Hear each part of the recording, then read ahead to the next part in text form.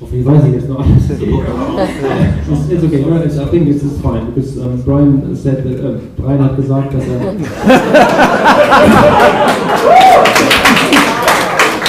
Das tut mir auch jedes Mal.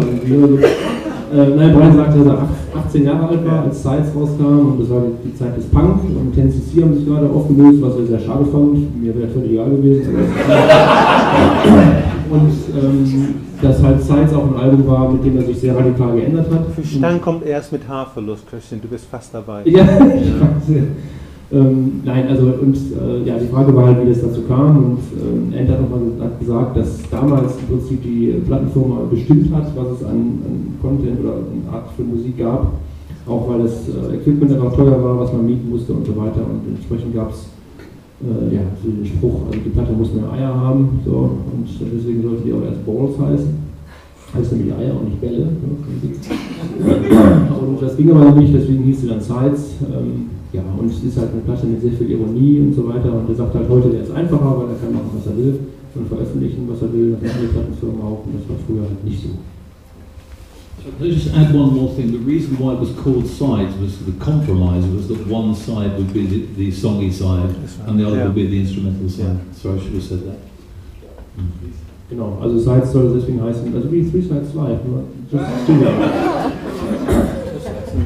Never get rid of this band.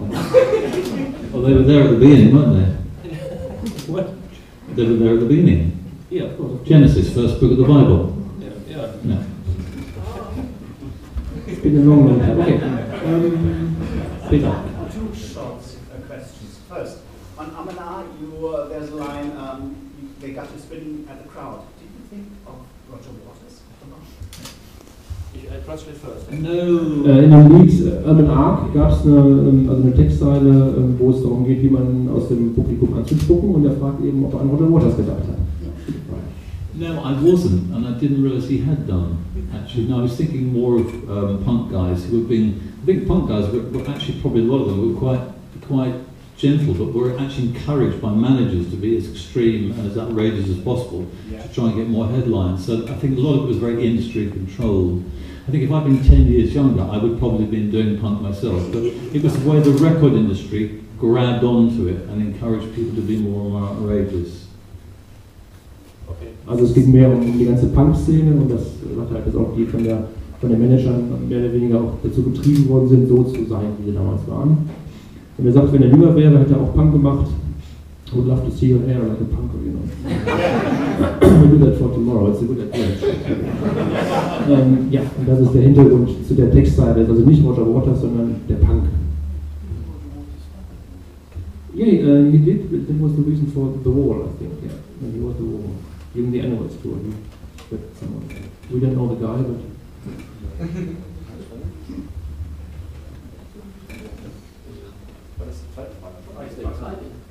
Machen wir erst hier und dann da.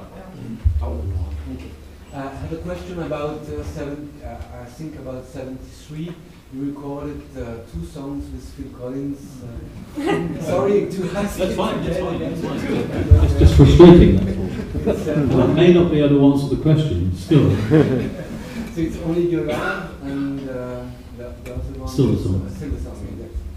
Did you recall that, how came it to, was it Mike coming back to you? Was it you coming back to Mike? Well, I'd done a couple of things with Mike and Phil solo, just casually got to know Phil very well. And, thank you. And I'm just trying to remember what we'd done before, but something came first, it escapes me. It'll come back to me, but we had this song which was ironically written about the drummer two back, John Silver, who'd left at the end from Genesis to Revelation, this kind of country, easy country song, which is very unlike stuff that the rest of us wrote. And Phil had already done More Fool Me, I think. He had, yes, that's right, he'd done it somewhere. And so he just came down once and Mike and I were playing this and he started singing it, and we did a demo of it and the record company loved it. And So the idea was, this is in late '73, was to have a Phil Collins single. We then did the final recording, which kind of like a lot of master recordings, was clinical, exciting, but it lacked some of it lacked the looseness and the country warmth. For whatever reason, the record company didn't put it out. To this day, I don't know if it was made. The decision was made because they didn't think it was good enough, or because it was political, and other members of Genesis said, we don't want a Phil Collins single before we've had a big hit single, because they haven't had one. So I honestly don't know. I've spent so many years with all my friends. It's probably the most popular track I've ever done amongst all my friends, because it's very commercial. And it's the second most question I get asked after why do you do Genesis is, what happened to the Silver Song? And I just have to say, I don't know. I really don't know why they didn't release it. So, sorry. You recorded in the studio where Selling England by the Pound was recorded, or was it another studio? That's a good question. It was recorded at Island. Was the Selling England by the Pound recorded at Island? I didn't think it was, but it might have been. I'm not sure. But coming back to his question whether you came to Mike or Mike came to you, but Phil just passed by, yeah? So it was... We were mucking about with stuff with Phil all the time. He heard us playing the song and started singing along, and it was like the song was made for you. Okay. Yeah, gut. Ja, also es ging nochmal die beiden Songs Silver Song und Your Love 1973. Das war eine Session mit Mike und Phil, die Anthony hatte. Die Frage war halt, wer ist wem gekommen, was daraus geworden ist, wissen wir alle so ein bisschen. Und er hat nochmal gesagt, dass im Prinzip er immer mit Mike gespielt hat und Phil manchmal eben dabei war. Und dann kam eben dieser Song dabei raus, den er bis heute als seinen kommerziellsten ansieht, der halt ein bisschen so ein Country-Feeling hatte, aber die Endversion war dann nicht ganz so von der Lockerheit geprägt, die damals bei den Demos herrschte. Und es gab dann eben eine Entscheidung, diesen Song doch nicht als Single zu veröffentlichen. Und warum ist nicht ganz klar. Es könnte sein, dass es eben im Sinne der Bandpolitik nicht richtig gewesen wäre, für Collins Single zu haben, bevor die Band überhaupt mal einen Hit gehabt hat. War ja bis zu dem Zeitpunkt nicht. Das heißt, it was your beloved for your follow me, genau. Ja, und das ist der Hintergrund zu Silver Song On Your Love, but Silver Song eventually was released on your Peace and the Lowest reissue. So. Yes, it was. Yeah, I got permission to do that. Yeah. And the other track, On Your Love? Never been released, really. I mean, that was just, it was a bit of a throwaway B-side, and we ran out of time with the lyrics, you know, Phil just did a lot of no, we didn't have time to finish all the words. We did both in one day. It wasn't quite like the Beatles' first album, you know, but we did do both songs, all completed all in one day in the studio, so we had to get on with it, because they were in the middle of the tour. So I was felt a bit difficult to go to Phil and ask for, you know, is it okay to release another track? But I'm sure if I asked him now, it'd be fine. Yeah, I hope that can be released sometime, actually.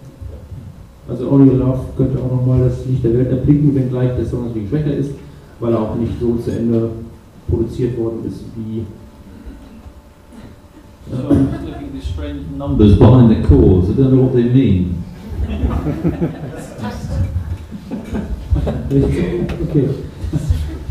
Okay, weitere Fragen. Da.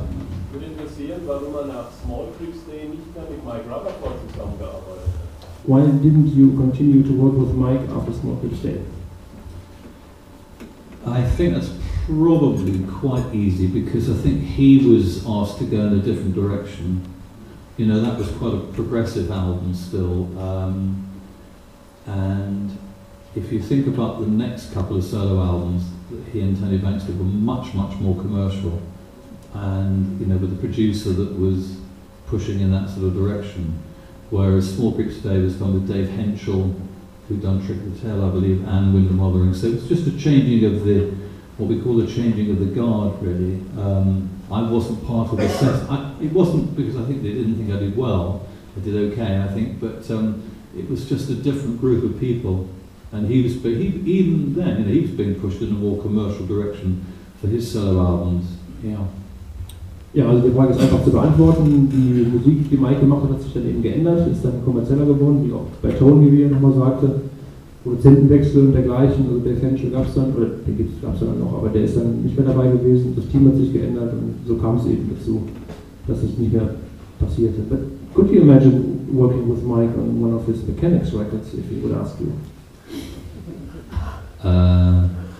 He did.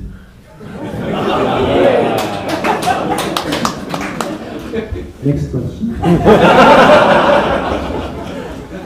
And I said no because I thought you have a team of people around you, you want to tour, and if I do the keyboard parts and get very involved in it, then I'm not going to tour. So I said, Mike, very sweet of you to ask me, but this won't work.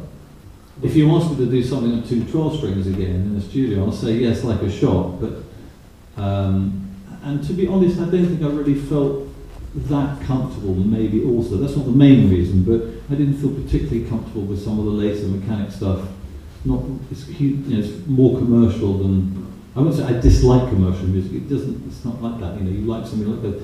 I didn't quite get some of his later stuff. So, but that wasn't the main reason. The main reason I just felt I really couldn't support him through, and he'd need that. Ja, also es passiert halt nicht, weil das dann eben auch nicht passte mit dem, was Mike sich vorstellte und was er sich vorstellte.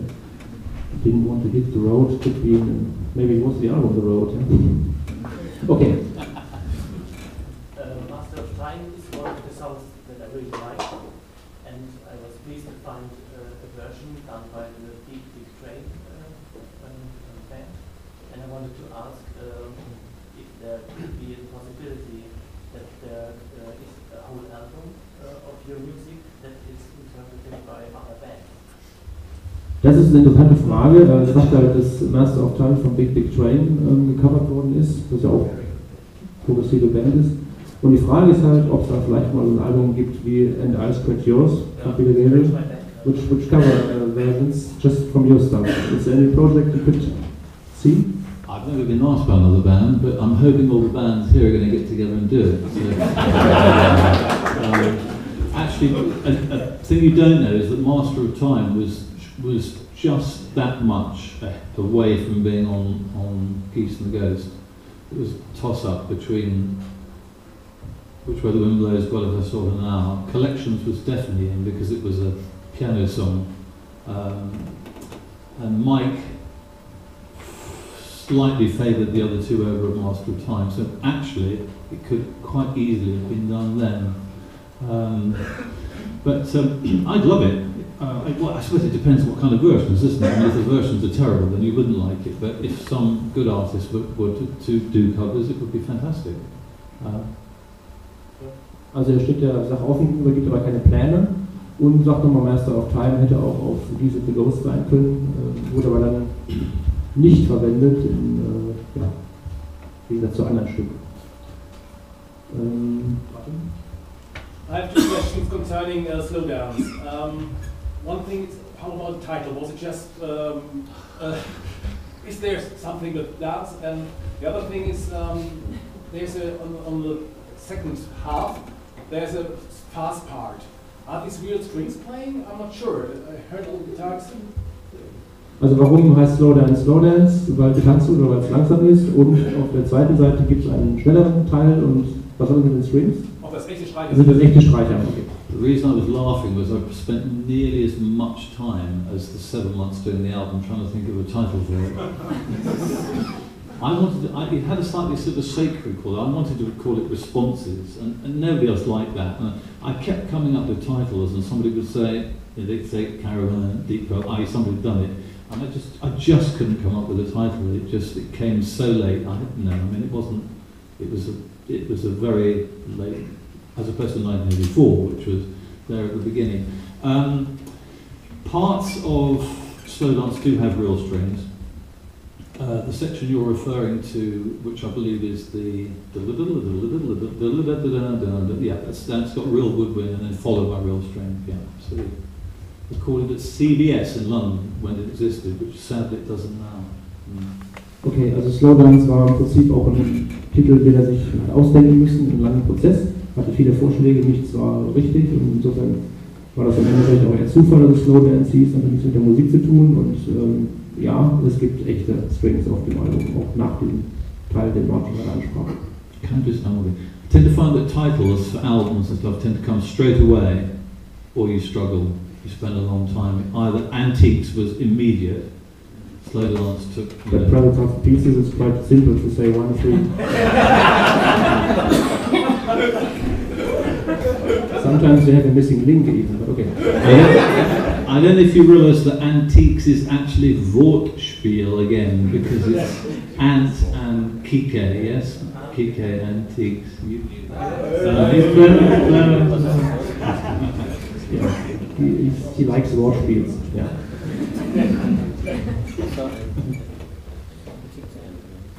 Ich habe eine Frage, ich darf auf Deutsch sprechen. Mich interessiert die Zusammenarbeit von einem Musiker wie er mit dem Künstler, der ein Album gestaltet. Also der Peter Gross hat das ja für ihn gemacht. Und wie findet da diese Zusammenarbeit statt? Ist das so ähnlich wie bei einer Datenbank, dass ein Künstler einen Kontakt hat und sagt, ich hole mir da irgendwas, oder gibt es da für jedes Album eine spezielle Zusammenarbeit, dass der Künstler sozusagen Wünsche berücksichtigt, also der Zeichner, die der Musiker haben möchte? Ist das eine echte Zusammenarbeit, dass auch da ein Kunstwerk entsteht? Oder wie läuft dieser Prozess? Okay. I know Künstler, I've heard Susamen, I've heard another one you said. 3 words of that. You said Susamen twice as well. So let me see if I can have a go at it.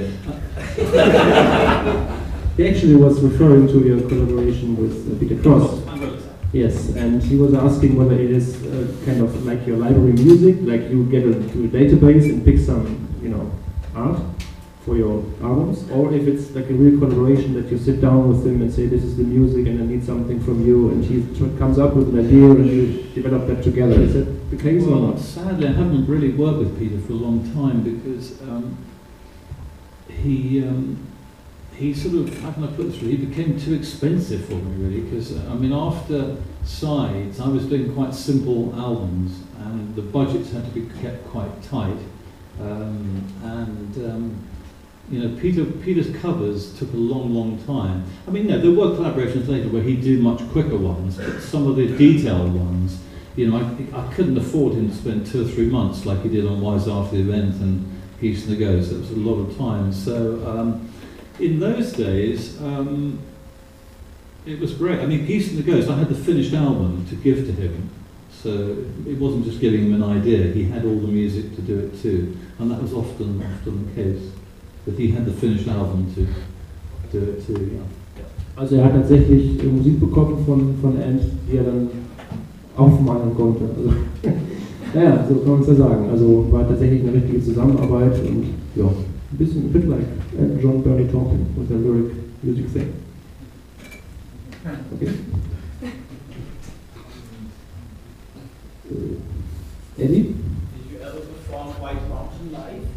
There were rumors that there was a BBC session where the song was played in those days. White Mountain was part of our standard set. It was part of the Genesis standard set. Yes. Okay, but was it played at a BBC session? Oh, sorry, was it played at the BBC sessions? I honestly can't remember those BBC sessions. So we asked Mike then. Ask Mike. He's got a great memory. And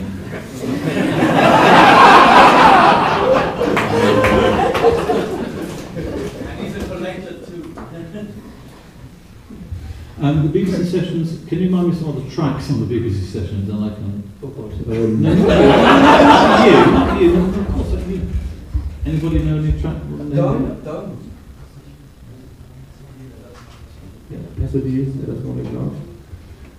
Yeah, I'm not sure. I would think not actually, because I think most of the ones that were on that weren't, or was looking for someone on that. Going out Shepherd was. It was mainly ones. I think it was all ones that weren't recorded on Trustbush, wasn't it?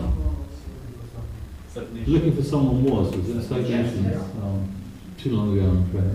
White Mountain was played later than 1976 on the tour, but no version is live available.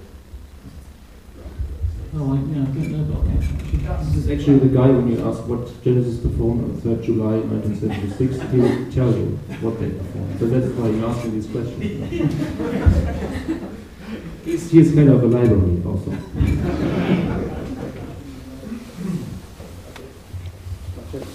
have a question for you about, probably another nasty question, about, I saw you playing with Genesis in 1970 at Roundhouse. Not live. I saw the movie, so I saw you playing with a nice fur around your neck, very nice. With a nice what? Fur. Scarf?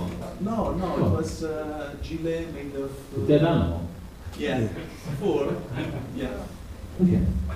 I have some picture, I'm sure. Okay. And no, my question is about, Adrian Everett. He claims he has the rights to release officially the tape. And he started, I don't know if you know it, he started to raise funds, but he was looking for funds in order to get the money to make an official release. He was looking for contacts with record companies, because there is also Bowie, Oakwind, other groups involved. His plans are really big. Do you think this can be done officially? And second, do you know if anybody has the sound? Audio. So, do you want to explain that to the viewers? Es geht in die Roundhouse-Aufnahme 1970, das war ja, die es nicht wissen, ich glaube letztes Jahr kam das hoch oder vorletztes Jahr, dass die Aufnahme aufgetaucht ist ohne den Sound quasi, und also eine Videoaufnahme, was bedeutet, Video ist Anthony Phillips. Und diese soll veröffentlicht werden. Der Mensch, der da das Videotape hat, der will das quasi veröffentlichen und hat da auch Geld für gesammelt. Und er will jetzt halt wissen, ob irgendjemand da den Sound hat und ob das realistisch ist, passiert. Yeah, it's one of the strangest ones, really. The only proof I've got that I was actually in Genesis visually, although I'm hidden behind the symbol. I mean, everyone was packed on the stage very quickly. I later heard it was called the Sunrise Festival. David Bowie was on the bill. He wasn't very famous then. He was dressed in a cape, a white cape, and Tony Visconti was on stage with him. And we did about 2 or 3 songs, and there were photographers all round us, 3 songs, all round us, and I had to keep moving like this, and heard nothing about it for years. And then this chap called, as you say, Adrian Everett turns up, demanding a lot of money from the management, Genesis management, to pay for this, and it's only visual, there's no audio.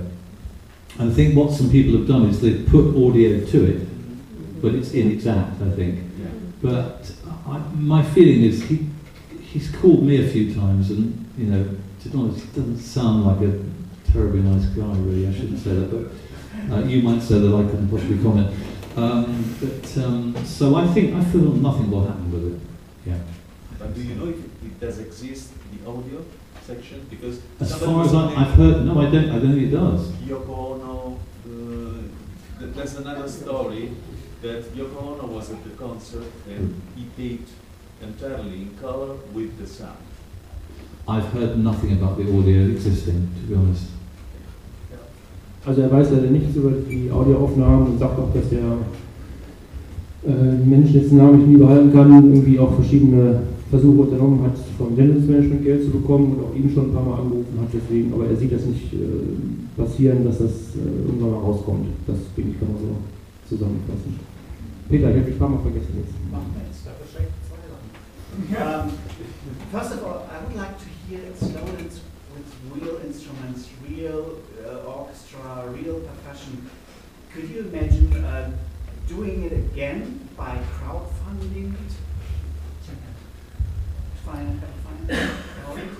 And the second one, on the Seventh Heavens, there is a piece of music called Study in Scarlet. Was it composed for the BBC Sherlock series?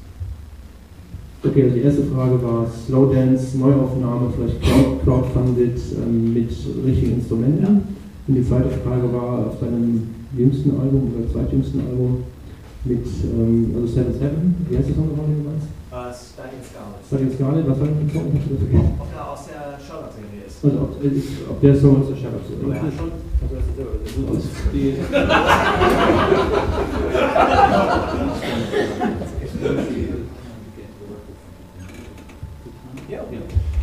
I'm about to sign a deal with a new record company who are not enormous, but they're bigger than the people I'm with. And they're talking about doing Geese and the Ghost in 5.1. Well, and I'm not sure if they will, but I've certainly thought about it. In fact, I was talking to somebody else here already about the only other album I'd be prepared to put money into, and it's serious money, would be Slow Dance, to try and do it as it should have been done, with, I think it may have been Martin at breakfast, I think, in fact. So yes, is the answer to your question.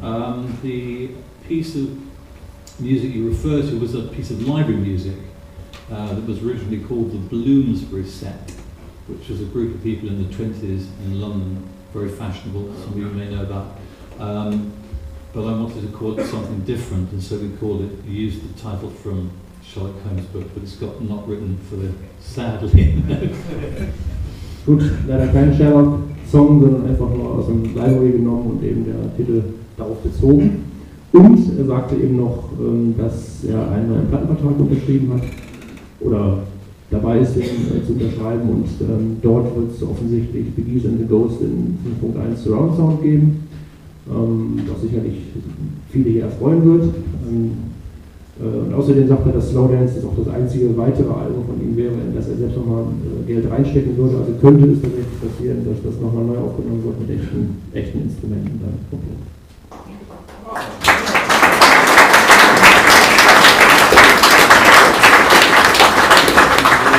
I didn't say goodbye.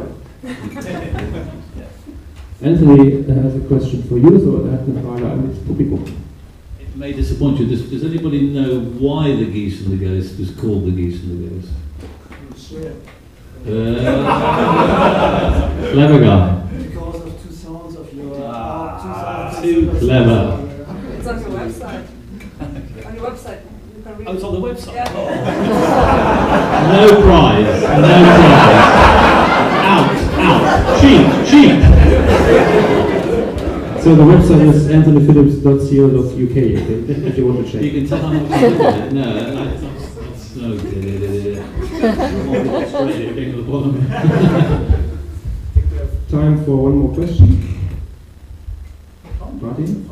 I'm pretty much a follower of Lewis Carroll, and I love Alice and most of his books. So is there any chance that the Alice piece you did and collaborated, maybe as a kind of an archive release or whatever, be available in a more complete form than the snippets that are available? Difficult because it's a long... Es geht um das Alice Musical, da haben wir ja auch ein Plakat hin. Martin fragt eben, ob das irgendwie nochmal veröffentlicht werden kann, die Musik daraus.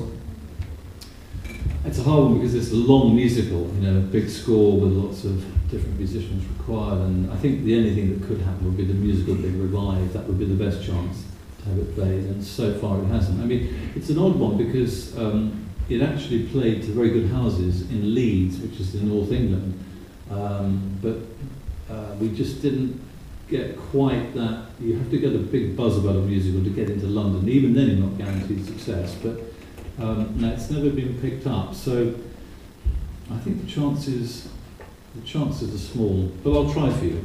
I will try. Thank you.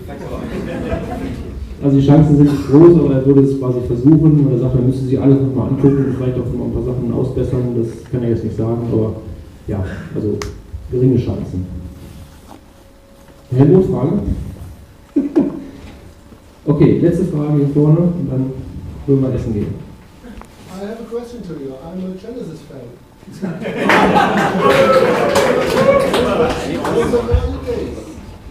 And I want to know to whom of the members do you have today contact or are friends of you? I'm godfather to Mike Rutherford's daughter, so he would be the one I see most, although I don't see him a lot. Tony Banks I see occasionally through a mutual friend of ours called David Thomas, who is the chap that had the flat in Earl's Court in London when we were doing Genesis Revelation, 2 bedrooms, and 17 people stayed one night. John Silver slept in the bath. So that's true. I'm not telling you who I slept with. Well, I could actually. But anyway, because there have been a lot of songs about it. But Tony Banks I see occasionally, so I don't see Peter at all because he lives in the West Country. So that's it really. I see, ironically, I see Steve Hackett much more. He and I have become very good friends. Ja, also die Frage war, wen er aus dem Genesis-Umfeld denn trifft und wer vielleicht befreundet ist. Und er sagt, Mike sieht er halt öfter mal und Toni auch, weil gemeinsame Freunde da sind. Peter überhaupt nicht und seit neuestem oder jüngerer Zeit eben auch Steve. Und die beiden sind gute Freunde geworden. Ja, gute Freunde ist ein gutes Stichwort. I think Anthony is now hungry. Hungry. Hungry? And thirsty. Und durstig. Before you get müde, we get you some food. Ja,